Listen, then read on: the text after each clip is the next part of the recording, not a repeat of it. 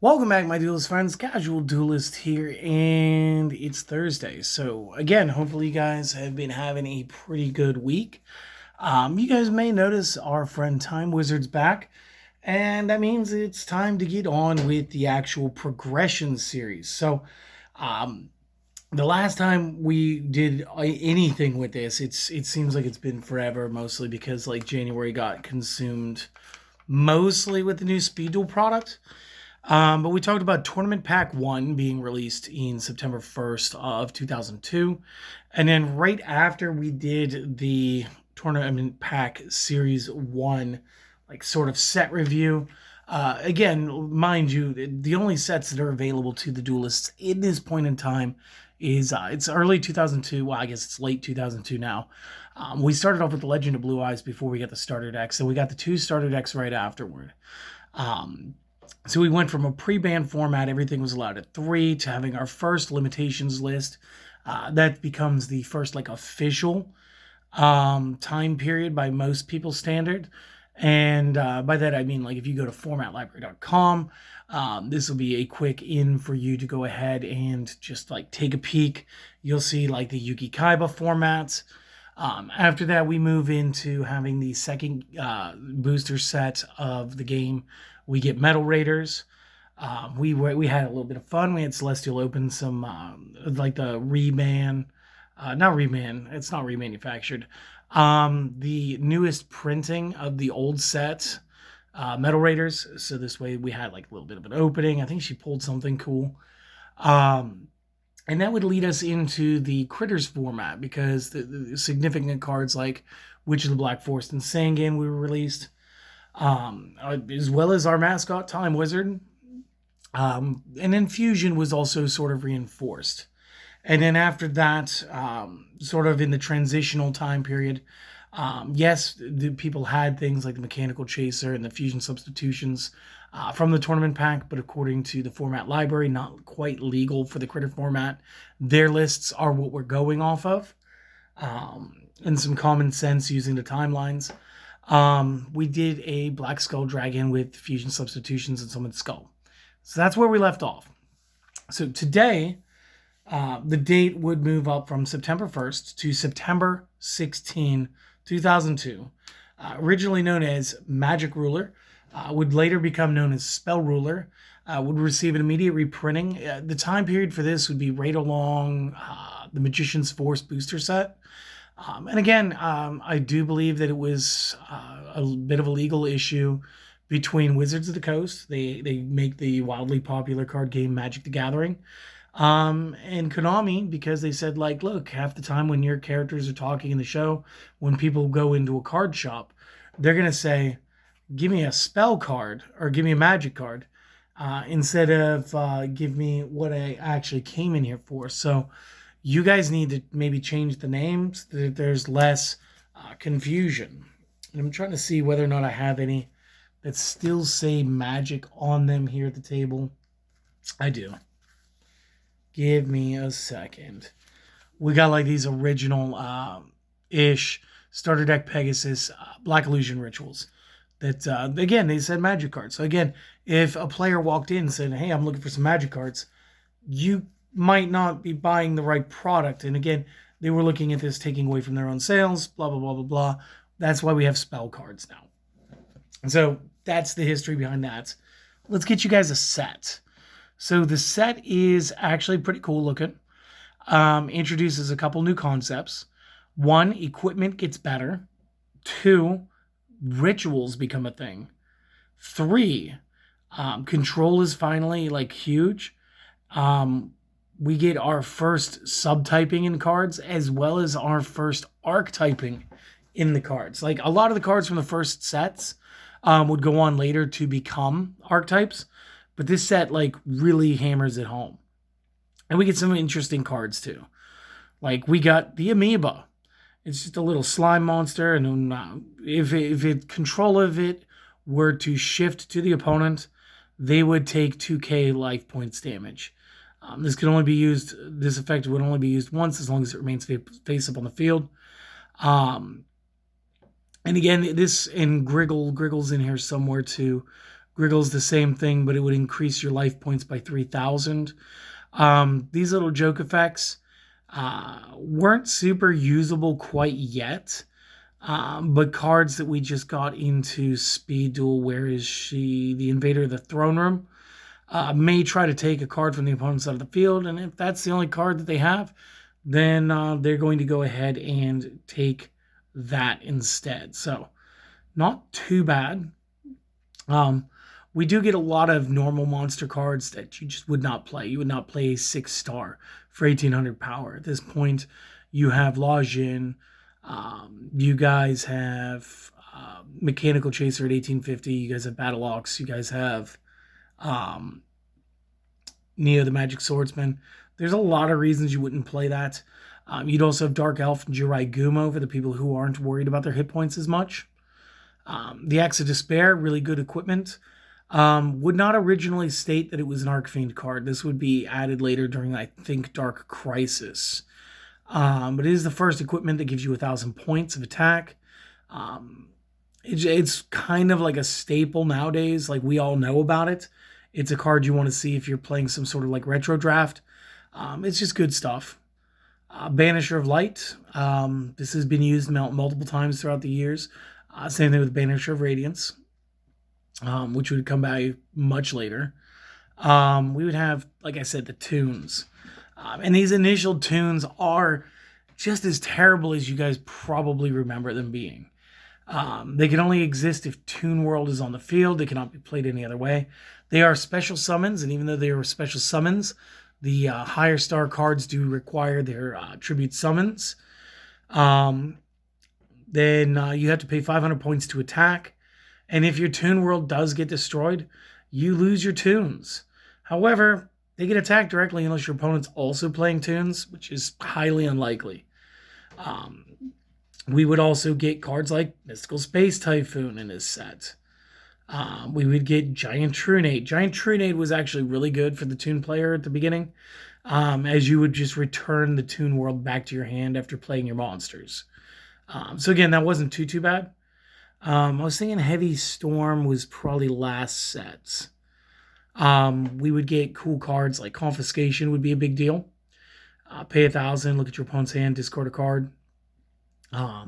Hero Shadow Scout, flip, your opponent draws 3 cards. Both players look at them, spells get discarded. So again, it punishes the opponent for playing spells. We would also gain field spells that would work for the 6 attributes, and it would raise attack by 5 while taking defense down by 4. There's 1 for each of the 6 attributes. Another huge thing were the attributal searchers. We just got these in Speed Duel with the last set as well. When destroyed by battle and sent to the graveyard, they special summon 1 of their attributes. 1,500 or less attack in attack mode. And again, all 6 attributes were present. Of the rituals, there's only really one that we should be talking about. It's the one I will be playing, Relinquished. For those of you who don't know the key cards of Maximilian Pegasus, this was actually a really cool strategy to play. And again, in the early game too, this guy was considered, I think he was an ultra rare.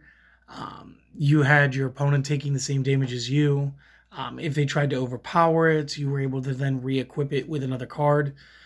If the card that you equipped it with is weaker than something that they had now, you would then go play like the MST or the Trunade, put that monster in the graveyard or in the hand, and then you'd go ahead and you'd reabsorb. You'd choose the bigger monster. A card that we lost the art for was the Senju of the Thousand Hands. We did not originally get that cool art. When normal or flip summoned, you had a ritual monster from the deck to the hand. Sonic Bird, same jam. This time ritual spell. So we got a couple helpers. One of my favorite cards for Speed Duel, Mahavilo. Gains 500 per equipped card equipped to it. So Axe of Despair essentially doubles this because you're going to gain 15 onto the 1550. 50 points stronger than Blue Eyes for a 2-card combo. Not bad. You also had a bunch of considerably unusable cards. When this is discarded directly from the hand to the graveyard, by a card that's controlled by the opponent, inflict 1,000 points of damage to the opponent. Again, you'd have to be playing a lot of this, and then also, not be the at chance for the Delinquent Duo. It would have to be a choice if they did it with the confiscation. The third one that we got was the Forceful Sentry, sending a card back to the deck, which again did not let the Minar do its effect. Snatch Steal, probably one of the best equipment cards since you were able to take control of an opponent's monster card. And again, all we did was we sort of paid for it. The opponent would gain 1,000 life points. That's not that big a deal. Painful Choice. I don't think it was broken day one, but like this got pretty bad towards Chaos. Select 5 cards, show them to the opponent. They give you 1, the rest go. Trying to think other super important things. Stahl got Messenger of Peace. Messenger of Peace said that anybody with 1,500 points or more could not declare tax. And the only thing was you had to pay at the 100 life points every standby phase. We had this. The Penguin Knight, when is sent from the deck to the graveyard by the effect of a card controlled by the opponent, which again requires milling. Unite your graveyard cards in your deck and shuffle them and form a new deck.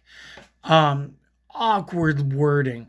Should just say, it is sent from the deck to the graveyard by an opponent's card. Go ahead and shuffle your discard pile back into your deck. That's it. We got some battle tricking with Rush Recklessly. I think we get the defensive one too. So this one gives 700 attack during the damage phase. Reliable Guardian, same thing for defense. Spear Cretin's kind of goofy. Flip, when this card is sent to the graveyard after being flipped, each player selects 1 monster from their grave, special summoning it in face-up attack or face-down defense. Again, goofy little card. Cyberjar, definitely like an A1 card. A lot of people play this. Destroy all monsters on the field when flipped. Both players reveal top 5 of their deck. Special summon all revealed level 4 lower in attack, face-up attack, or face-down defense, adding the rest to their hand. Flash Assailant punished you for having cards in your hand, but it was a 4-star that started with 2K, so it wasn't too bad. Like I said, Delinquent Duo was in here. Pretty goofy card. Pay 1,000. Your opponent discards a random card, then you get a random card out of their hand too. So for the points, you got 2 cards out of their hand. Megamorph. This would be integral later on during the Cyberstein era for Stein Crush effects. Things where like you would go into Cyber End Dragon or no, it's not Cyber End. You could go into Cyber End and go into an AK with piercing. It was Cyber Twin with this because you wanted to get 2 attacks. Those 2 attacks would be at 5,600 each. So again, it was a lot easier to try to win, especially with limit removal. I don't think limit removal was this set. I think that was Pharaoh's Servant. So that's not in yet. We got that new highest defense in Labyrinth Wall. You contribute to put a 3K down. Again, confusing monster since it's just like a maze. This was one of the coolest cards. This dude could just double his attack. It would cause him to destroy himself during the end phase, but it was pretty cool. I think we talked about all the cool cards out of here. There were a couple that didn't make any sense. Final Destiny allowed you to discard essentially an entire hand of 5 cards to destroy everything on the field. Not really a good return. Curse of Fiend changes the battle positions of all face-up monsters on the field to defense and vice versa. They cannot be changed during the turn this is activated except by the effects of something. You can only activate it during your standby phase. Tell me how you activate a normal spell card during your standby phase. I believe this is supposed to be a quick play spell and was just not printed that way. Again, early game bits. Something else that would get changed later on. Where is it? Guardian of the Throne. This is a cool card. But what I need you guys to pay attention to is the rockets. Now, if you guys look this card up anywhere else, and I've shown that I have both prints. If you look up the earlier prints, these rockets still have the red warhead tips. But if you look at any of the newer runs for this card, they've changed it to green to make it more cartoony and less realistic because those colors were used. So again, they did not want to promote violence. Barrel Dragon used to look like 3 revolvers and not a big laser gun. So those are things to mention, things to be aware of. Malevolent Nuzzler, probably one of the cheapest common equip spells a lot of people played back in the day. Just a lot of other good cards. So that said, I'm going to do a little bit more research on my own. I do think that is treasure format should be through to like October 1st. And I think that was the last set that's considered part of the treasure format, at which point I'm going to go ahead and I'm going to start building you guys some decks. So a bit of a long one, a little bit too much of the memory lane. I can tell you right now, the deck I am building to keep is going to be Relinquished. I think Relinquished had some of the best options at the time. And I still don't see the issue, but you guys will like this one. I really wanted to get this one graded because of the miscut, but the corner is just extra bitey. This corner got kind of some weird like cut slide thing going on. And I don't know. It's got all this extra stuff right here. If you go on the back, it's almost cutting off the Yu-Gi-Oh down here. There's no real line here like it's supposed to be. So it's cool. It's not the normal type of misprint that I collect. And this was out of CPO4, so this wasn't even like that old, I don't think. It's still pretty new. I did have to buy Delinquent Duo for this. Same thing with Forceful Sentries. So just like this is the sneak preview at Casual's like format time period deck build. This is going to be the personal deck. I want to know what decks you guys want to see from it. But again, this does give us a whole nother set and allows us to really start playing around with rituals. So that's what we're going to do moving forward with the Time Wizard format. So for now, you guys have an excellent day. Today was Thursday, so tomorrow is going to be Friday. We'll come back this weekend with the speed duel. We may skip the spotlight and go for a double deck, at which point on Sunday's video, we will announce the next giveaway winner. So do the things, don't do the things, do the one thing, go take care of yourselves, have a wonderful day, and I hope to see you guys next time. Peace.